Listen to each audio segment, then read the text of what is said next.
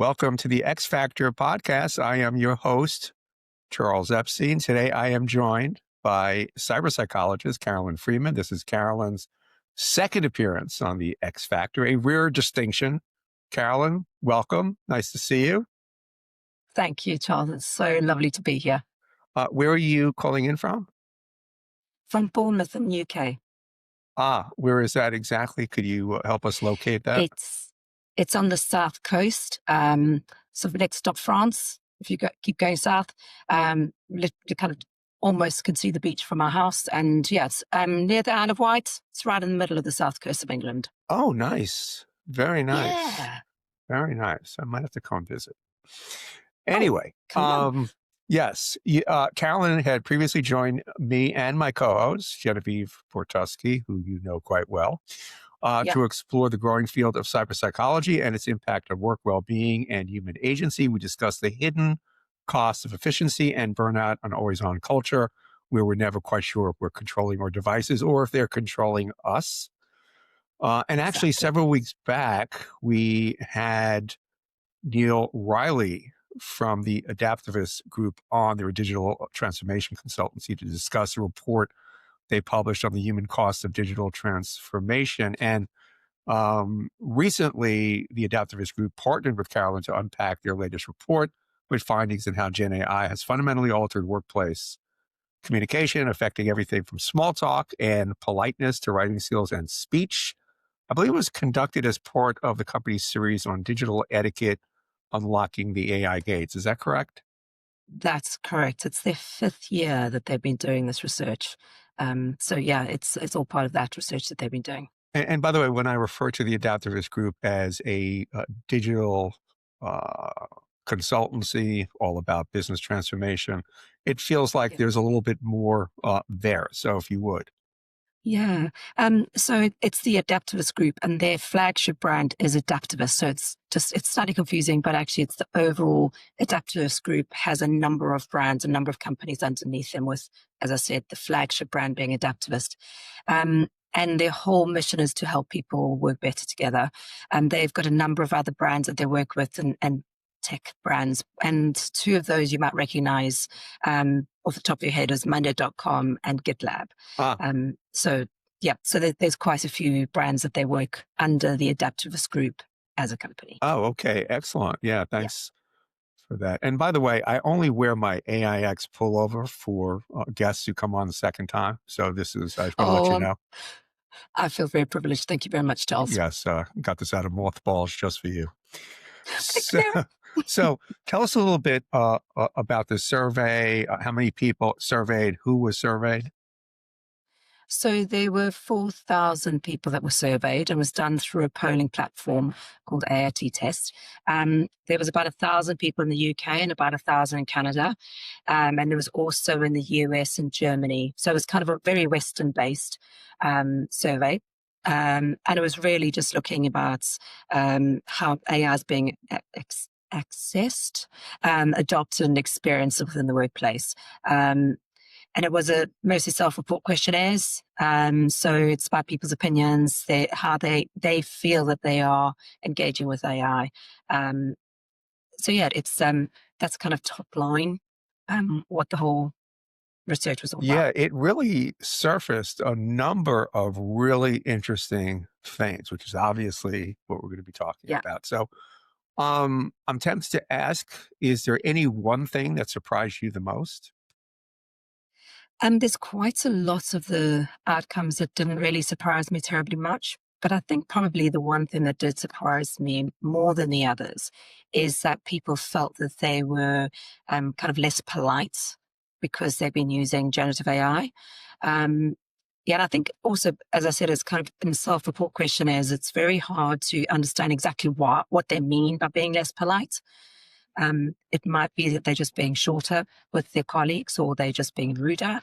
And it's not clear really what they mean by that, but that did surprise me, actually. Okay, yeah, it surprised me. A couple of things surprised me with that. That surprised me. I want to come back to that. So let me just go through some of the things that I found particularly interesting. So based on the research, 32% of workers are speaking to colleagues less since using Gen AI, and this decline is steeper among men.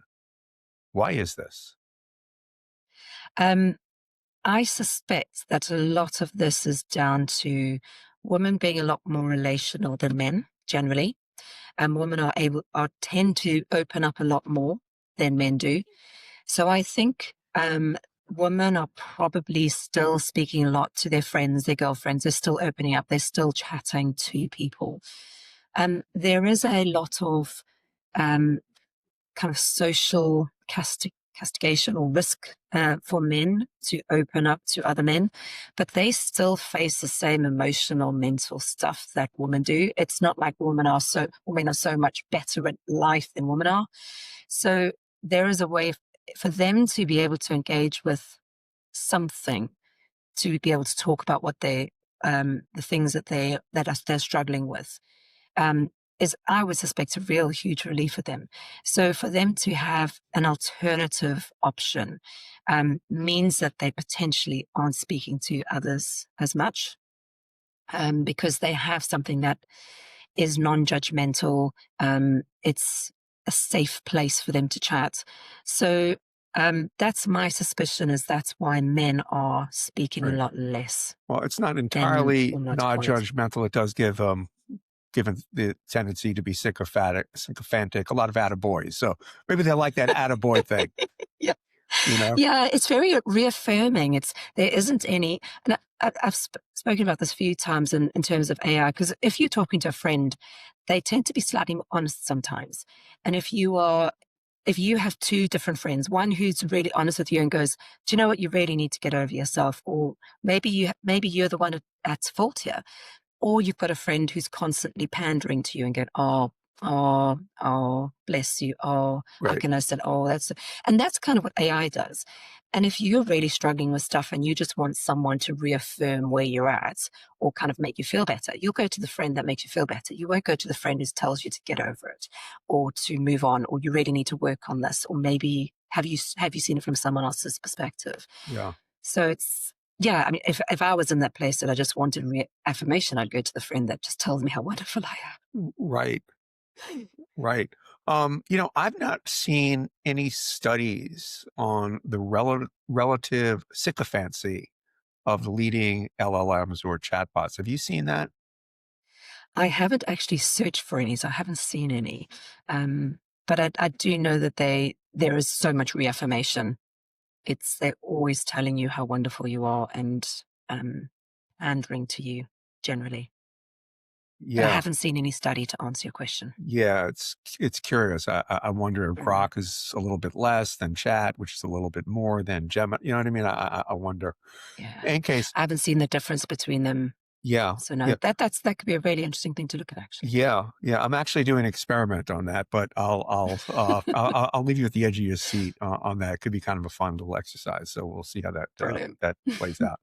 So I'm going to ask you another question. It's kind of interesting because some of these things seem to me to have similar underpinnings. We talk about um, fewer men talking to colleagues, a decline in politeness. The study found that 26% of people prefer small talk with an AI chatbot over a human, rising to 30% among younger professionals aged 25 to 44. Yeah. Why is that? And again, it all seems part and parcel of the same impulse or the same dynamic or the same thing, but I don't know. Yeah, I think it is. And I think it's because if you're in the workplace and you're wanting to engage with someone and just kind of bounce ideas off someone, if you go to a chatbot, you can bounce these ideas, and it kind of goes back to the non-judgmental, always available, always there for you, gives you that moment-to-moment ability to work things out. And there's no social risk at all. And there's no longer-term implications. So if you're kind of asking stupid questions or you really want to know something, you won't have someone then going to your manager or someone else saying, guess what they said? They aren't actually all that great, are they? So it really minimizes the amount of risk you have. Also, if you want to check if your email is too harsh or too chatty or too whatever it is, to engage with the chatbot and check that out, but also to just trial various ways of saying things. To do with the chatbot makes you feel a little less stupid than asking one of your colleagues, well, can you check my spelling? Can you check my grammar? Can you check if this tone is right? Because I would suggest it comes across as not really knowing your job very well. And there's so much pressure to perform in the workplace. There's so much pressure to be brilliant at everything, especially for young people. They are on the career ladder. They're going places. They don't want others to think that they're not in control, that they don't know what they're Sure. doing. So to have that ability to have a non-judgmental, I keep on saying the word non-judgmental because it kind of is in some ways. Yeah, You that's feel the safe overarching. doing Yeah. it. But Um, what is, I mean, small talk between humans? I'd ask you, how's the weather? Did you see last night's ball game? I mean, it's hard to imagine engaging ChatGPT or any of these things. Hey, ChatGPT, how's the weather? How you feeling today? How's it going? yeah, I What is think small we talk? have. What is actually small talk with an LLM? What is Yeah, that exactly? What does that look like? I think I think that's exactly it, and I think we've kind of been trained in that way to engage in small talk with an AI. And if you think of Alexa, or you think of Siri, or you think of any of those AI chatbots pre-GPT coming out, is that we engaged with it in some element of a way. So we got Alexa, for example, long before AI came in, or generative AI, and we'd say, "Hey, Alexa, what's the weather doing today?" So you kind of get into this process of doing that small talk with an AI bot. But yeah, Um, I don't want to quarrel or split hairs, but when I ask yeah, Siri or Hey Google, what's the weather? I genuinely want to know the weather. Small talk to yeah, me is that's just filler. I'm asking somebody, hey, it's just conversational white noise, throat clearing, but that actually is real information you're looking to get from Siri. So it's a little yeah. bit different, I think. I don't know, it's a weird That's thing. a really good point. I think the other thing around small talk is, and someone said to me a little while ago, and I never kind of thought of it this way, is that back in the day when TV was only really TV and you had your number of channels that everyone watched the same programs, you went into the office and you chatted about the programs you watched, and you chatted about the ball game, and you chatted about the movie last night because you all had a common ground of something to talk about. But now, because there's streaming services, you don't have that element of common ground. Right. Everyone's got something that they enjoy watching, and it's not necessarily the same. So we don't have that same ability to do small talk, and it kind of gets quite, I would suggest, quite static in the office. Of, oh, did you see this program? Have you watched this on streaming services? And you go, well, no, I don't have Apple, or I don't have Netflix. So the conversation kind of stops. And I don't know what they mean, to answer your question, what they mean by small talk, because um, I am used to talking to humans about small talk, not actually a Right. chatbot. Um, so it might just be that it's just, say, I don't know, I'm kind of guessing that there's a good morning, Gen AI, or good morning, whatever. Right. One of the things that it could also be is that there was a survey. It wasn't really a survey. It was a journalist who did a bit of a survey on um, what people are using AI for, and I think he did it on Reddit posts or subreddit posts, and he had a look at the general use of generative AI.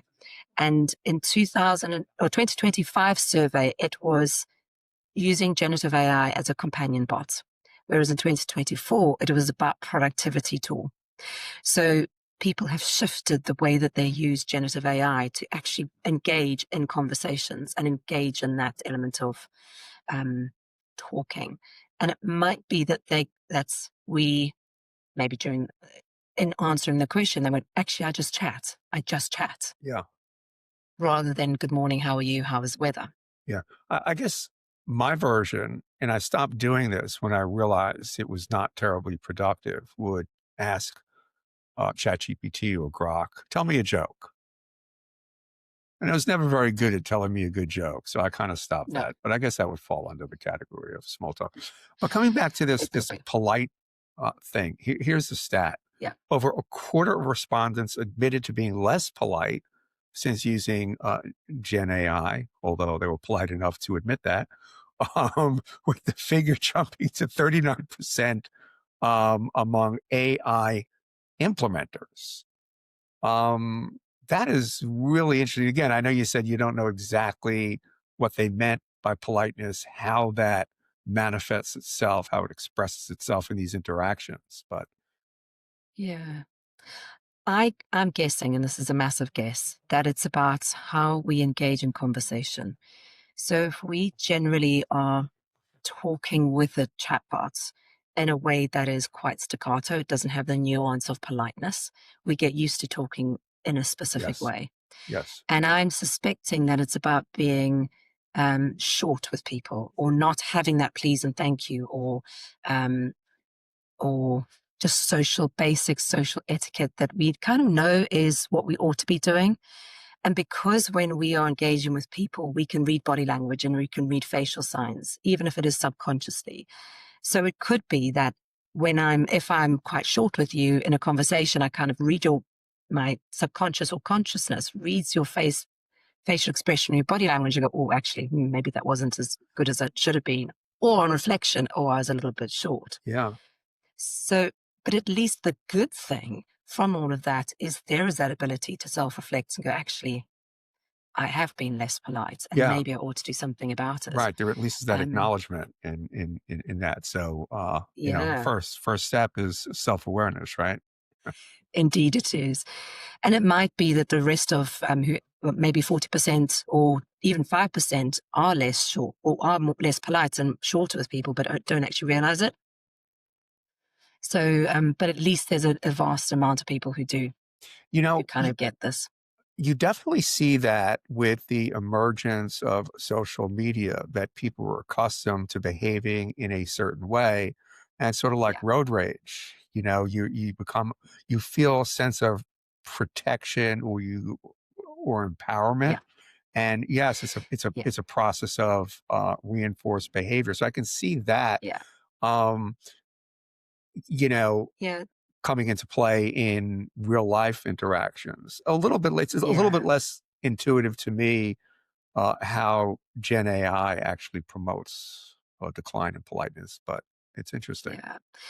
There is a famous study done in 2004 by John Suler called the disinhibition effect, which basically says that when we engage in social media and when we engage in technology, there's an element of anonymity.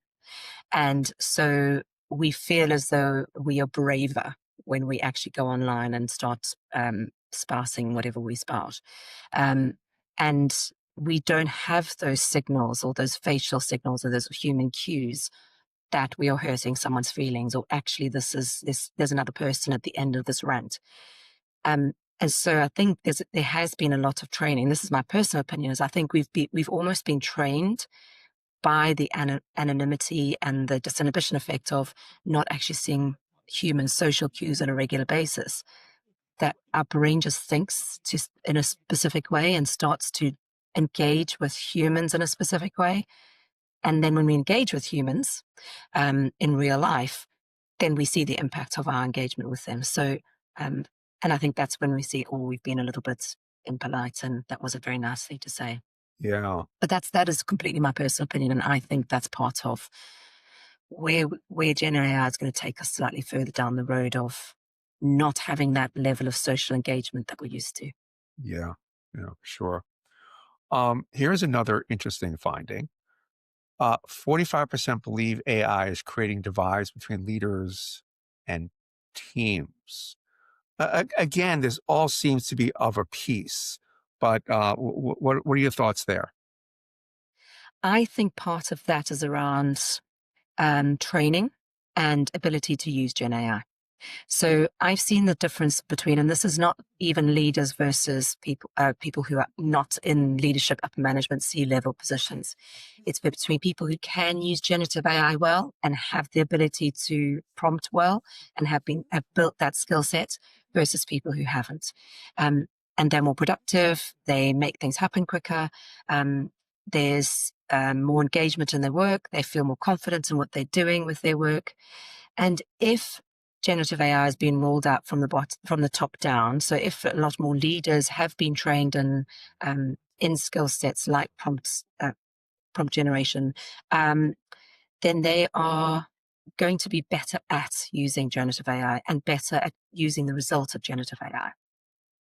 The other thing is that what I found is that when you get the output of any Gen AI, if you really know your subject matter, you can find the misinformation, you can find the hallucinations.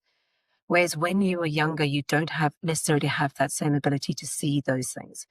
So there is potentially a gap based on skill sets, expertise, but it's training as well, training and being able to use Gen AI, being able to prompt well, and having access to generative AI that people lower down the organization may not have, or they may not have the authority to or the permission to use generative AI as people higher up in the organization. You know, I think there's sort of a related issue. It would be interesting to see how Gen AI has affected like mentor-mentee relationships. And, there are organizations where that's part of their culture. They want to promote that. And now you have a tool where you may not necessarily feel you need to seek out somebody else's expertise. You have that. So that would be kind of an interesting thing. It seems like a natural extension of this, you know? That's a really good point. I haven't thought about it that way before. Yeah, it does seem like a natural extension of, I but I think it's more a tool to help with mentoring rather than a replacement. and that probably also goes back to leadership, company culture, and to say, hey, we have these tools, but we also have these people, these experts who can provide you context and experiences and just so forth. And Exactly. together it's a Yes. more powerful combination. Exactly, because the Gen AI doesn't have the nuances. They don't have that ability and that experience that a human does. If someone's been in business for 30, 40 years, they know all those different things that could go wrong. They know the subtleties of those human elements that could either go right or go wrong. So to just rely on generative AI for mentoring, I think, is very limiting. It's, Yeah. it's it's too bland a tool to use on its own. You need the complexity that comes with human mentoring as well. But it's a great tool. Yeah, and Great tool. also, one of the byproducts of mentoring is that you have an internal champion, and AI is not necessarily going to be your internal champion. So there's Exactly. another component Exactly that. there. Yeah, So you're right. that would be an interesting study. Here's another thing that actually goes to our first conversation. Whether we're controlling our devices or they're controlling us. So says here.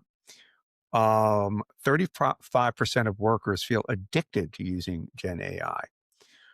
Um, in your experience, what are the signs? How can I detect? Is there a way of detecting? Maybe not. It may not be a fair question because people are kind of doing these things in isolation. It's not like they bring their generative AI tool into a meeting. But I wonder, what are your thoughts on that? Um, the word addiction in the same sentence as digital technology for a cyber psychologist is kind of quite a controversial subject. Cyber psychologists don't really like to use the word addiction when it comes to digital technology. It's more of a compulsive behavior. So, and I think it goes back to that positive, affirming, supportive thing that generative AI can be, and it becomes a really good tool that you use on a regular basis. Um, someone might say that I'm addicted to emails because I use emails all the time, but I'm not addicted to it. But I am drawn to it because it's a very useful tool. Um, and I'm also drawn to using text messages because it's a very useful tool, but I'm not addicted to it. Um, and I think at this point, it's very hard to say, well, you're addicted to generative AI in the workplace for whatever reason it is. I think it's still quite new in the process of getting used to generative AI. I think there's definitely a compulsive behavior element to it, as it is with any digital technology, when you become so reliant on it that you don't turn to someone else when you really need to turn to someone else.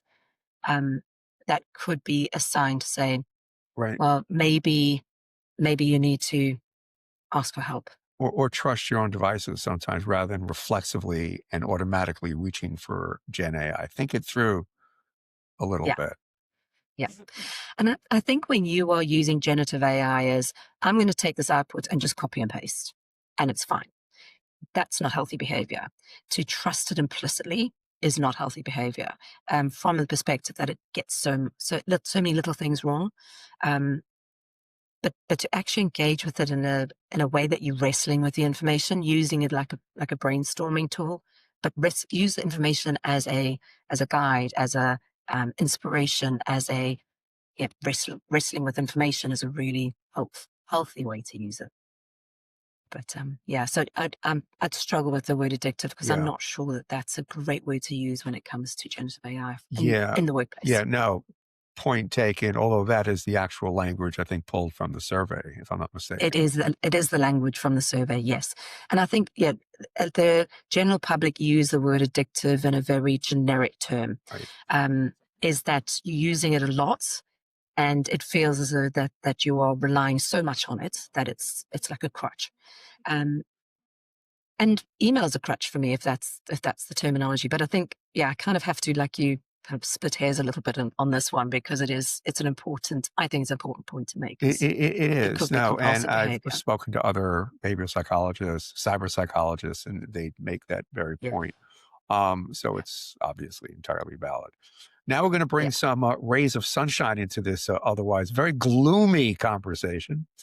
There were Yeah. some positive findings, thankfully. Yeah. Yeah. One is 62% reported that it improved their writing. And this Yeah. has kind of surprised me a little bit. 47% said it improved their critical thinking. Yeah. The writing is kind of an obvious one. If you think of an AI like Grammarly, Yes. I've used that Right. substantially over the last. And it does clean up. Yes. It cleans up, but it teaches me how to write properly, and it teaches me grammar, and it teaches me spelling. And I go, oh yeah, of course it's with an S, not a T. Right. But that's in a similar way in terms of critical thinking, is that if you are engaging with the content, and if you're engaging with the output that generative AI gives you in a way that makes you think harder about it. So instead of just taking information from a textbook or taking information from a report, with generative AI, as I was saying before, you can't just take it and copy and paste, because there's going to be errors. There's going to be things that aren't right. It's going to hallucinate or make up stuff, or just pull random words or random things in. And it could put a word in a sentence that seems right from a predictive large language model text base output. It seems to the LLM that it's right. But when you read the word in context, it's completely wrong. And it changes the meaning of the sentence and the meaning of the paragraph. So if you are engaging with the output in that way, it does make you think harder. It makes you think more critically. It makes you engage with the words, with the concepts, with that work that you are doing and the work that you're trying to achieve. So and again, I'm not entirely sure what people were meaning by thinking more critically, but I suspect that that's a large part of how it's actually making you think harder and think more critically and creatively about what you're doing. And again, some of these things are very interesting and revealing, because this people reporting about their own feelings, their own experiences. And if they feel, there's some value in that. I mean, if they feel that it's improving their critical thinking, it may, by definition, be improving their critical thinking. A previous podcast I had with Alice Dawson, she used the term metacognition, I think it was, thinking about thinking, and how to bring that into writing your prompt. So we know that the more precise your prompts, the better output. And that is certainly a process of critical thinking. So bring that kind of critical thinking so it forces you, because you see if your prompts are a little bit too terse, too vague, it forces you to be a little bit more thoughtful. That's an excellent point. That's exactly part of that critical thinking, is you have to work really hard. If you are good at prompt engineering, you have to think really hard about the output that you're trying to get, and how you're going to then reprompt the Gen AI to get the output neater and more succinct and more focused on exactly what the output that you're looking for. So you're right, as metacognition helps you think about thinking and helps you be more critical and creative about what you're wanting to achieve. Yeah. I once I was trying to design a product. And also part of it is I wanted to create some photorealistic images of that product to use in a catalog. So I found myself being so incredibly detailed. It was like directing a scene in a movie. Yeah, And it was like a verbal equivalent of storyboarding it, the camera angle, the lighting, everything. And it produced a very precise, good output the more precise I was. exactly. And I think those are incredible skills to have in the workplace. And to be able to develop those skill sets beyond the skills that we weren't using these skills previously as knowledge workers or in any element of corporate work or knowledge work where we were engaging with computers. And this is a whole new skill set. And I think it's an incredibly positive thing because it is making us think more about what we're doing and why we're doing it and how we actually want to do it better. Yeah, I wonder if it's also, I'm just thinking about this. You're working in an organization and you see a report and it's kind of abstruse. It's from another department, maybe engineering or whatever, and you don't quite understand it. So it's really hard to engage with it critically. So maybe that'll allow you to make it a little bit more intelligible. So now, Yes. now I understand it. Now I can engage with it more critically. Exactly. Yeah, I agree. I think that's exactly what it does.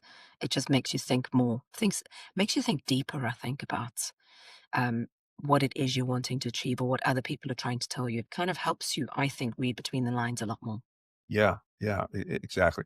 Any other positive outcomes, findings that you could think of? What I found really interesting from that research was that there was an increase in job satisfaction, which Really? I think, yeah, which I think, and there was spoke about increased productivity, return investment, but job satisfaction, I think, is one of the big things.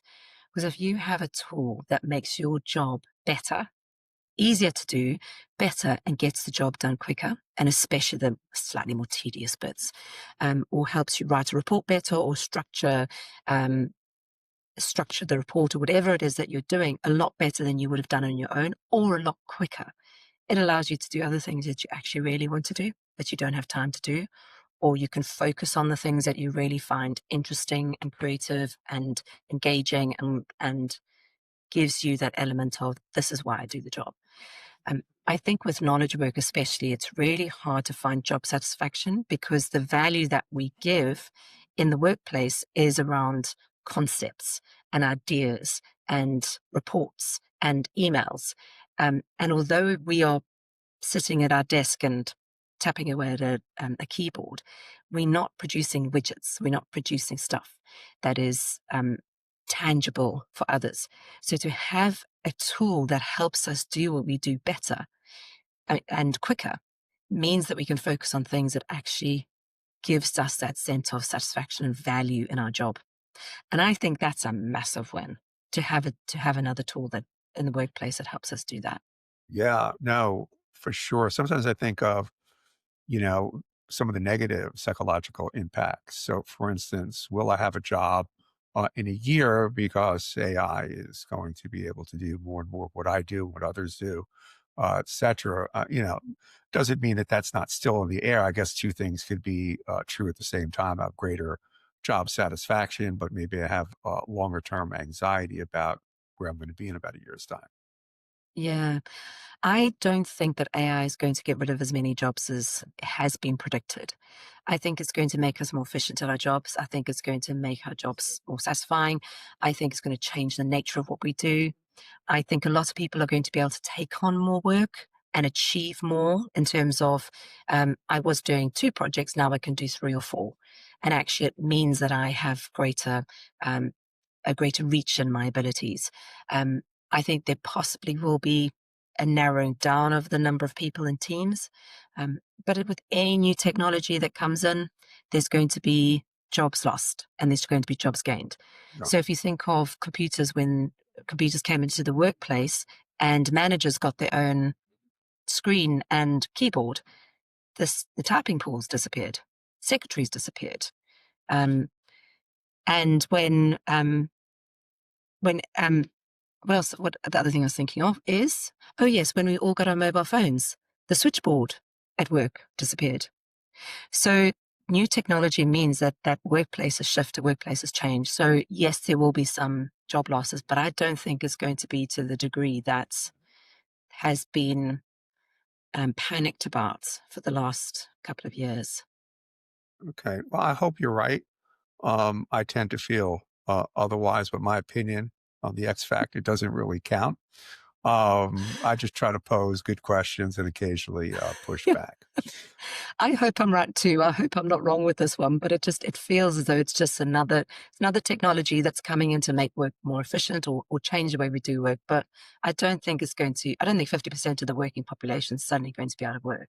Yeah. Again, I don't know how massive the upheaval or the change is going to be, or whatever the opposite of massive is, minimal. Um, but I think the main difference between this technology and really everything that preceded it is that the other things were really more about either making processes more efficient or eliminating the need for humans to do those processes, where AI actually is about supplanting your thinking. And thinking uh, operates at every level, in every position. I don't care if you are reading X-rays, if you're a paralegal, even if you're an actual attorney. It has or potentially has a role in just about every possible thing that you can imagine. So that's why I think it's causing a lot of anxiety, and it's just getting more and more powerful. And if you turn your back Yeah, and you blink, you miss the next iteration of some of these LLMs that every day are doing yeah, remarkable things. yeah. I do get your point on that, but I still I hold to my positive notion about generative AI and that I think it'll improve what we do. Um, but I don't think, and it is a knowledge generating machine. Um, but I think there is still an element of it will be more a tool than a supplanting of human skill sets. Yeah, yeah. And I think it's interesting. We can develop this workshop, and it's really around this one question that's in everybody's mind: Will I have a job in a year's time? And really, it's a question that only the person asking it could answer. Nobody could legitimately tell you if you're going to have a job. Um, No. the only thing you could do is figure out what you can do to have some agency, which actually goes to our previous conversation. Yeah, And that's really about upskilling and training and so on. So that's all you can do. So you may not have a job in a year's time, but at least you'll have a career possibly. exactly. I think that is the way that workplace careers have been for the last 10, 20 years, is you have to constantly upskill. You have to constantly learn. You can't sit on your laurels or sit back and just, well, I've done a university degree. Right. That's enough, thank you. It's a, Um, yeah, I'm sorry. no, I was just going to say that and I think this is the same thing, is Yeah. that you just have to Yeah. upskill, Yeah. Did you ever see the constantly movie upskill. Glengarry Glen Ross? No, I haven't. Um, it's a movie about these really down in the heels real estate salesmen. And one of the classic scenes where Alec Baldwin comes in and he tells the 5 or 6 sales guys who are there, "You're all fired. And the next week or so, it's all about fighting to get your job back." So it's almost like that's a good attitude to have. Well, rather than ask, am I going to have a job in a year's time? Assume you're not going to have a job in a year's time, and just work toward building equity and value in what it is you do, what you bring. Yeah, That's all you can do. exactly that. Exactly that. Yeah. So again, this study was part of Adaptavist Group's digital etiquette, unlocking the Yes. AI gates. Anything else you're working on, or they're working on? They are going to be running it again in 2026. There's no details as yet that can be released on what that's going to be, but they're going to be running it again and watch the space. There's going to be some really good insights coming out of that, I'm sure, and Anything that especially because AI is moving on. anything that you're doing in the new year, independent of the Adaptavist Group, that you care Um, to share?